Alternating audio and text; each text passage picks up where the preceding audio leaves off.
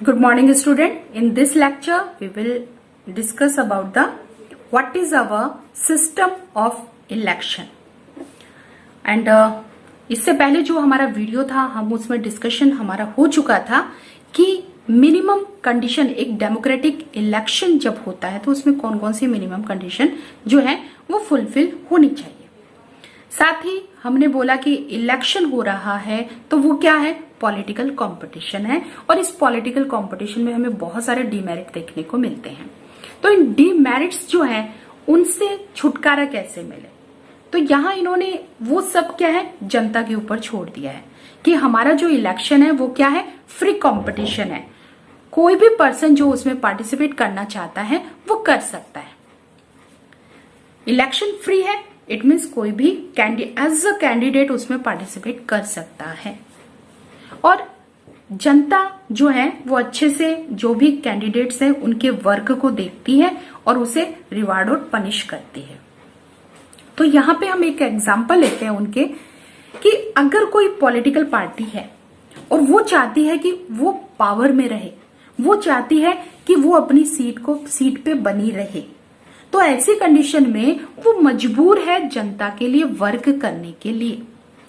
जैसे इन्होंने एक एग्जाम्पल से उसको समझाया है कि जैसे आप सपोज दैट किसी शॉप के ऊपर जाते हो, तो शॉपिंग करने के लिए आप एक शॉप के ऊपर गए, तो वहां का जो शॉपकीपर है उसका मेन मोटिव क्या है कि आपको अपने जितना भी सामान या फिर जो भी मटेरियल आप वहां परचेज करने के लिए जाते हो तो वो सारी वैरायटीज जो है वो आपको दिखाता है कि आप जो है सेटिस्फाइज हो जाए तो उसका सौदा जो है वो पटेगा, अदरवाइज वो डील जो है वो फेल हो जाएगी। क्योंकि आपके पास ऑप्शन है कि अगर ये शॉपकीपर आपको अच्छे से जो है प्रेजेंट नहीं लेता है, आपको डील नहीं करता है, तो आप अदर शॉप पे भी जा सकते हो, ये आपके लिए ऑप्शन है। अगर वो चाहता है कि मुझे इस कस्टमर को जो है उसकी डिमांड के अकॉर्डिंग मटेरियल शो करना है, दिखाना है और उससे जो है डील पक्की करनी है, तो वो कर सकता है। ये डिपेंड करता है उसके ऊपर।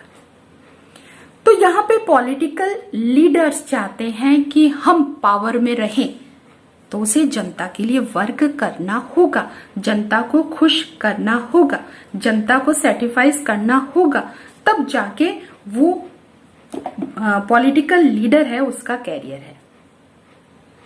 Okay, now what is our system of election. तो यहाँ पे देखिए हमारे जो इलेक्शन है, यहाँ पे देखिए इंडिया के रिगार्डिंग बोले, ओल्ड बुक में जो है वो 4.2 है और न्यू बुक जो है उनमें ये 3.2 टॉपिक है। तो यहाँ पे क्योंकि 1 चैप्टर जो है वो deleted from the syllabus, so here the 3rd chapter, तो ये 3rd चैप्टर का 3.2 है।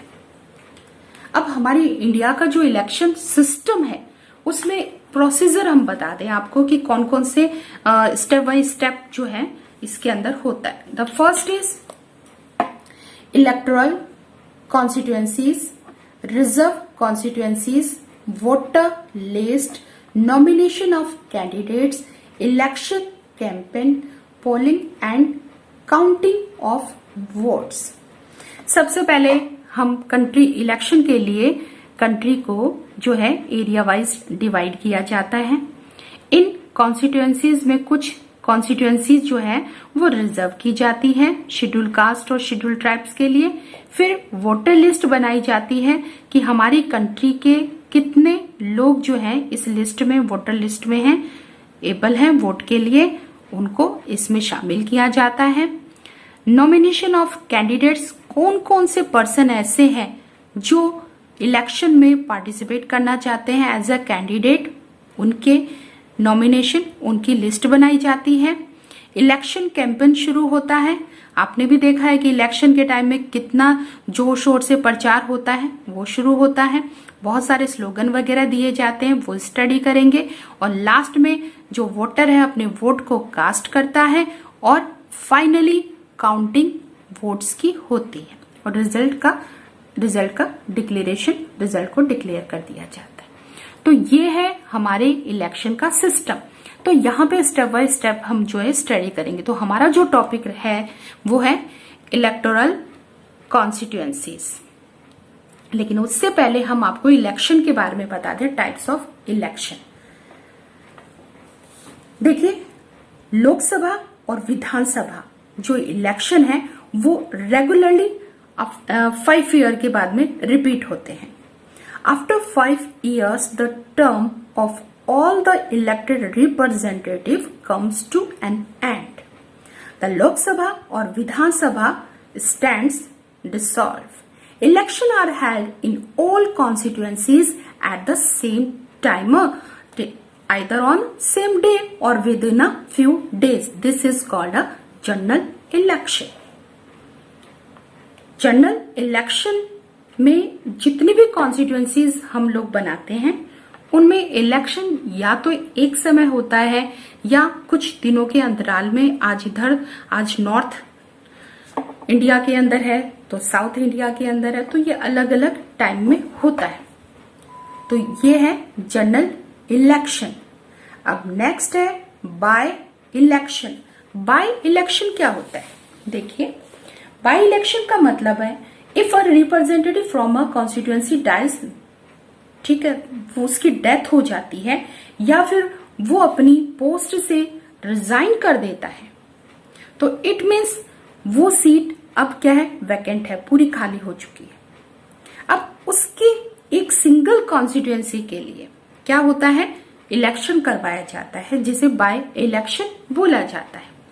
मिड इलेक्शन भी यही है, लेकिन यहां मिड इलेक्शन का मतलब, यहां पे हमने क्या कंडीशन बताई थी कि वो पर्सन जो चूज हो गया था या तो उसकी डेथ हो जाती है या फिर वो पर्सन अपनी पोस्ट से रिजाइन कर देता है।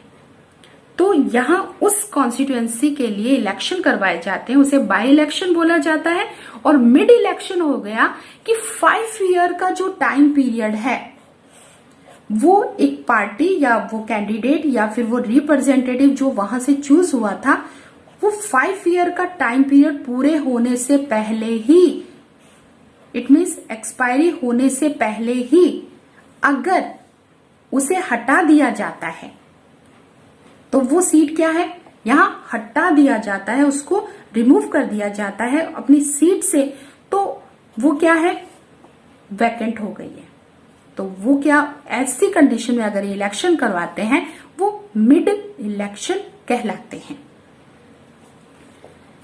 तो हमारा डिस्कशन है कि इलेक्टोरल कॉन्स्टिट्यूएंसीज होती क्या है।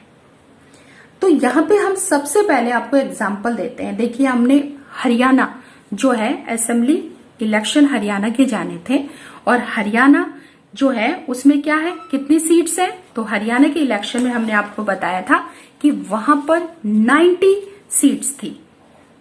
और जो लोकदल था उसने कितनी सीट्स उसमें विन की थी, सिंगल लोकदल की बात कर रहे हैं हम यहाँ पे, उसके साथ जो अदर पार्टी जो अलायंस थी उनके बारे में नहीं कर रहे, तो उसने 60 सीट्स ली थी। तो यहाँ पे 90 और 60 का मतलब क्या है, देखिए सीट्स है ये। अब ये हरियाणा है, हरियाणा को जो है पॉपुलेशन वाइज हमने 90 पार्ट्स में डिवाइड किया है। ओके, हमने यहां हरियाणा को जो है 90 पार्ट्स में डिवाइड कर दिया, और हर एक एरिया क्या कहलाता है, कॉन्स्टिट्यूएंसी। इट मीन्स, या फिर उसको सीट के नाम से भी जाना जाता है। इट मीन्स हरियाणा के अंदर कितनी सीट्स है, 90 सीट्स है। और हर एक पार्टी जो यहाँ पे बड़ी पार्टी की बात करें, छोटी पार्टी को यहाँ पे कितनी चाहे वो सीट्स पे अपने कैंडिडेट को खड़ा कर सकती है। तो यहाँ पे लोकदल ने क्या किया कि 90 कॉन्स्टिट्यूएंसी में अपना 1-1% जो है वो उसने इलेक्शन के लिए खड़ा किया है। इट मीन्स लोकदल के 90 मेंबर्स जो हैं यहाँ पे खड़े हुए हैं। अब 90 में से 60 जो एरिया है उनमें क्या है, लोकदल के कैंडिडेट्स जो हैं वो विन होते हैं। ओके, तो यहाँ पे 60, अब 90 में से 60 सीट्स जो है लोकदल को मिल गई। तो ये एरिया वाइज जो डिवीजन है इलेक्शन के लिए उसे कॉन्स्टिट्यूएंसीज बोला जाता है। क्योंकि हमने क्यों यहाँ पे हरियाणा को डिवाइड किया है, हमने यहाँ हरियाणा को डिवाइड करने के पीछे हमारा जो मेन मोटिव था वो था इलेक्शन। तो इलेक्शन के लिए हम उनको एरिया में डिवाइड कर देते हैं और इन्हीं एरिया को कॉन्स्टिट्यूएंसी बोला जाता है। The country is divided into different areas for the purpose for the election. These area are called electoral constituencies. और जो वोटर होता है, जो यहाँ के जो इस एरिया के जो वोटर है, वो इन्हीं कैंडिडेट्स को वोट देंगे। इस एरिया के वोटर है वो इन्हीं को देंगे। इस एरिया के जो वोटर है, यहाँ पे खड़े होने वाले जितने, सपोज इसमें अलग अलग पार्टी खड़ी है, सपोज दैट यहाँ पे 10 पार्टी के कैंडिडेट्स हैं, तो यहाँ जितने इस बाउंड्री के अंदर जितने भी वोटर हैं वो इन कैंडिडेट्स को वोट देंगे अपनी अकॉर्डिंग अपने चॉइस के, ठीक है, सिलेक्ट करेंगे। तो हर एक कॉन्स्टिट्यूएंसी में ऐसा ही सिस्टम होता है। तो voter who live in an area elect only one representative. अब हम लोकसभा इलेक्शन की बात करते हैं।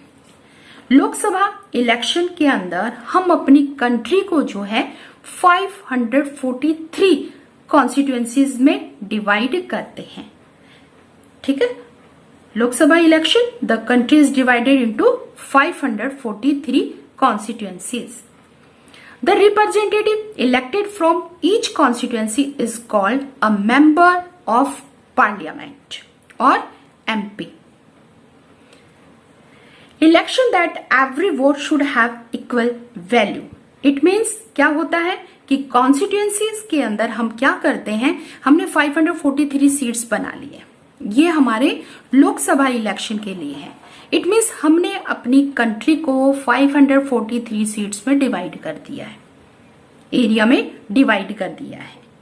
और एरिया में डिवाइड करने का मतलब क्या हो गया कि ऐसा तो नहीं है ना कि हम पॉपुलेशन जो है हमारी एक में तो हमने इतनी सारी एरिया यही है और उसमें तो करीब 1000 के लगभग पॉपुलेशन रख दी है और एक में हमने 10 लाख के लगभग पॉपुलेशन रख दी है। नहीं, इतना डिफरेंस कॉन्स्टिट्यूएंसीज के अंदर नहीं रखा जाता। रफली जो है इक्वल पॉपुलेशन रखी जाती है इन कॉन्स्टिट्यूएंसीज के अंदर। चेष्टा यही रखी जाती है कि यहाँ पे 10 लाख है तो यहाँ पे 10.2 something population. It means equal population रखने की कोशिश की जाती है, क्योंकि हमारा जो है 1% जो वोट कास्ट करता है उसकी वैल्यू एक ही होती है। दूसरा, अब स्टेट लेवल की बात करते हैं हम लोग, विधानसभा असेंबली इलेक्शन की बात करते हैं, तो वहां पर हर स्टेट के अंदर भी फिर हमने पूरे इंडिया को कॉन्स्टिट्यूएंसीज में डिवाइड किया है। जब स्टेट के लिए इलेक्शन होता है तो स्टेट को कॉन्स्टिट्यूएंसीज में डिवाइड कर दिया जाता है और वहां पर भी हर कॉन्स्टिट्यूएंसी के अंदर इक्वल पॉपुलेशन रखने की जो है पूरी तरह का कोशिश किया जाता है। अब इसमें जो इलेक्ट होके पर्सन आते हैं उन्हें क्या नाम दिया जाता है? The elected representative is called the member of legislative assembly और एन MLA। अब ये तो हो गया हमारा नेशनल लेवल पर, स्टेट लेवल पर। अब लोकल लेवल पे आ जाते हैं। आपने देखा होगा कि आपकी जो घर है या कॉलोनी है वो किसी न किसी वार्ड के अंदर आती है। वार्ड को कभी सीट भी बोला जाता है। हो सकता है आप ward number 5, ward number 6, ward number 12 या 20 के अंदर आते हो। तो ये वार्ड क्या है? ये वार्ड भी क्या है? सीट्स ही है। ये वार्ड भी कॉन्स्टिट्यूएंसी ही है। लेकिन यहां विलेज और टाउन जो है divided into several wards that are like constituencies. Each ward elects one member for the village और द अर्बन लोकल बॉडी। तो यहां पर पंचायत के इलेक्शन हो, म्युनिसिपल इलेक्शन हो, तो आपकी जो एरिया है, आपका जो लोकल एरिया, आपका जो टाउन है, विलेज है, उसे वार्ड में डिवाइड कर दिया जाता है। Clear this? अब नेक्स्ट हमारा है रिजर्व कॉन्स्टिट्यूएंसी। ये रिजर्व कॉन्स्टिट्यूएंसी है क्या? देखिए, हमने क्या बोला कि हमारा जो इलेक्शन है वो क्या है, ओपन इलेक्शन। इट मीन्स हर एक पर्सन जो इलेक्शन में एज अ कैंडिडेट पार्टिसिपेट करना चाहता है कर सकता है।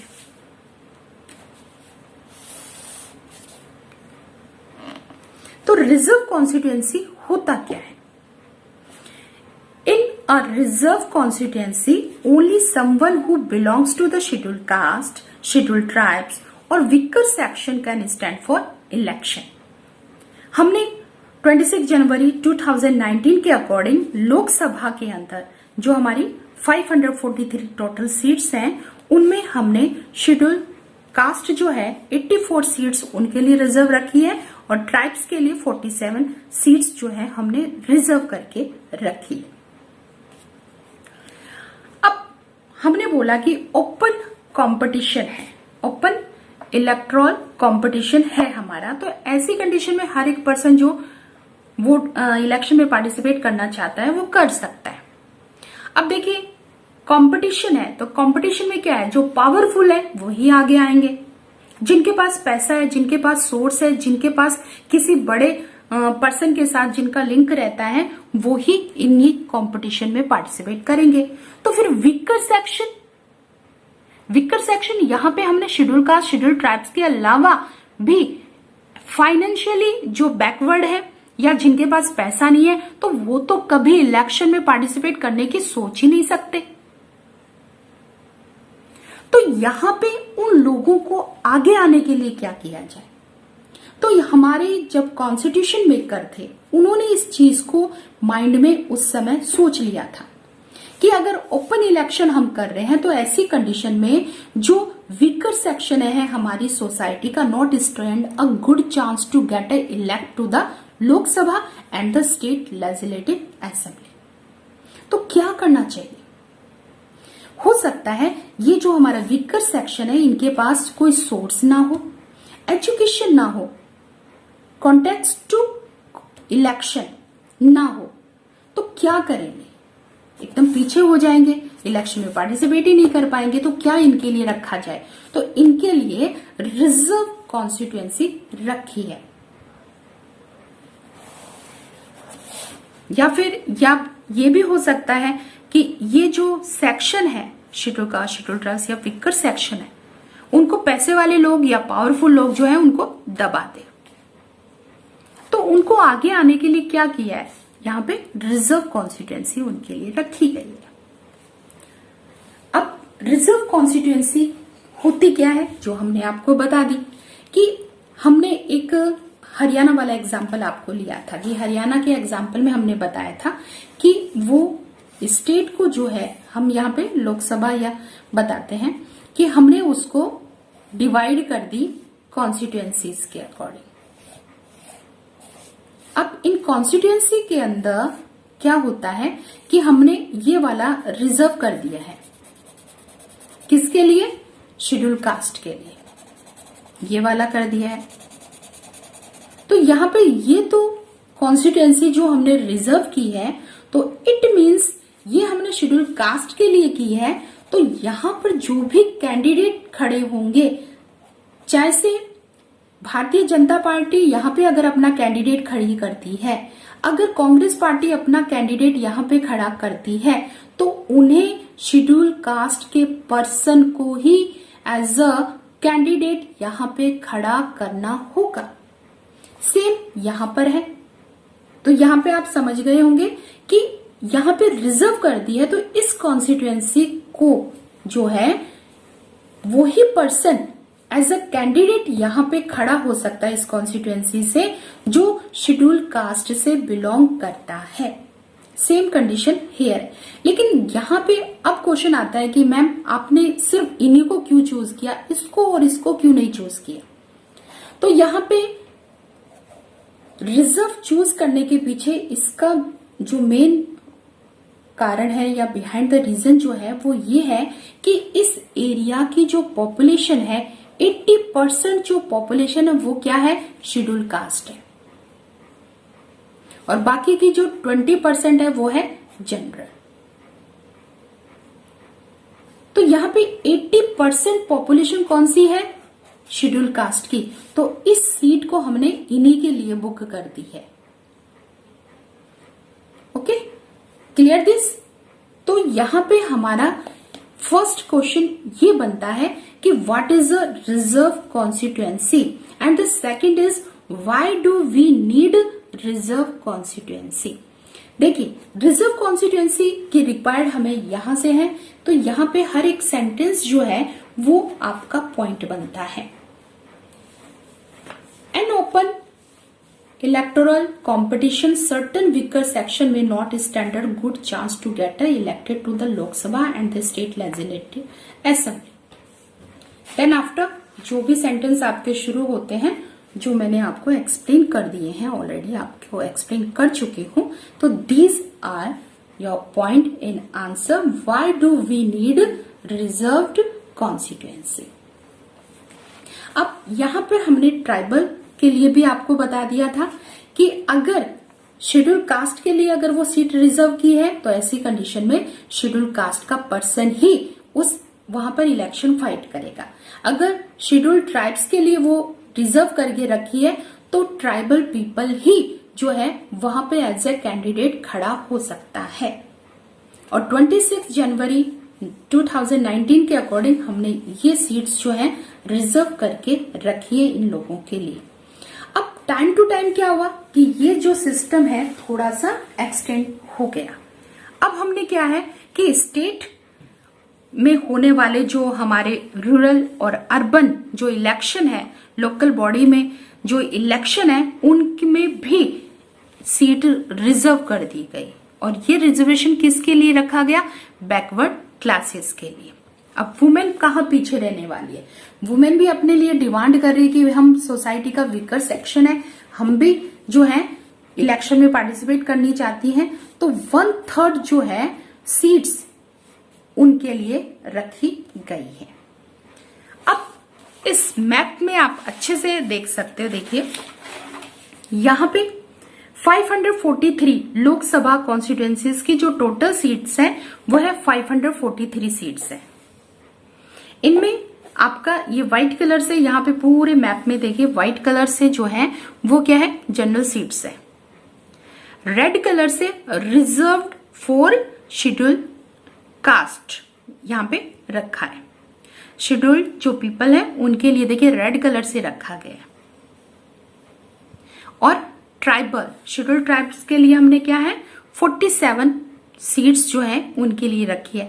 अब ट्राइबल पीपल कहाँ पे मिलेंगे आपको? जो फॉरेस्ट एरिया, तो यहाँ पे देखिए 7 सिस्टर वाला जो इलाका है वहां पे ग्रीन कलर शो हो रहा है, तो इट मीन्स ये ट्राइबल पीपल के लिए रिजर्व कर चुके हैं हम लोग, क्योंकि यहाँ पे मोस्ट ऑफ पॉपुलेशन क्या है? ट्राइब्स।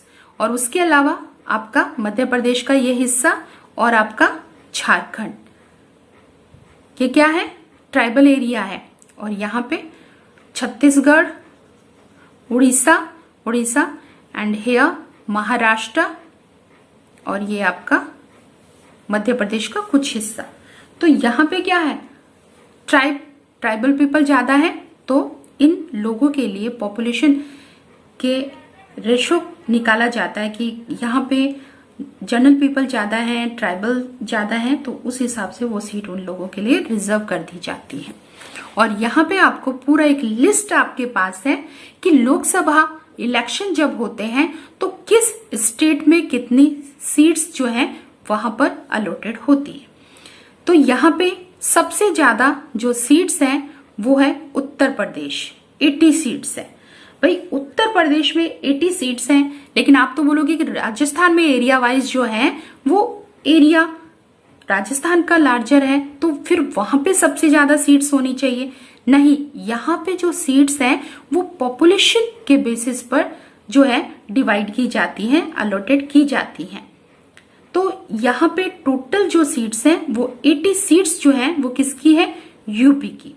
अब देखिए हम राजस्थान की बात करते हैं, जहां पे हमने बोला एरिया वाइज, तो वहां पे है 25 सीट्स। इट मीन्स राजस्थान को लोकसभा का जब इलेक्शन होता है तो राजस्थान को 25 कॉन्स्टिट्यूएंसीज में डिवाइड कर दी जाती है, और हर एक कॉन्स्टिट्यूएंसी से एक कैंडिडेट पार्टी अपना कैंडिडेट खड़ा करती है। अब सबसे कम कहां पे? सबसे कम जो है आपके सिक्किम, नागालैंड, मिजोरम, देन 2 सीट्स के साथ है मेघालय, मणिपुर, अरुणाचल प्रदेश। तो इट मीन्स ये 7 सिस्टर वाला जो इलाका है ये क्या है? माउंटेन है, माउंटेन एरिया है। तो यहाँ पे जो है पॉपुलेशन बहुत कम है, इसलिए यहाँ पर जो है कॉन्स्टिट्यूएंसीज भी कम है। तो यहाँ पे कॉन्स्टिट्यूएंसीज जो हैं वो पॉपुलेशन को बेस कर कर डिवाइड की जाती हैं, एरिया को डिवाइड किया जाता है, ना कि उस एरिया के स्टेट को हम यहाँ पे एरिया वाइज डिवाइड करते हैं। एरिया वाइज नहीं होता, पॉपुलेशन वाइज होता है। Okay, thank you.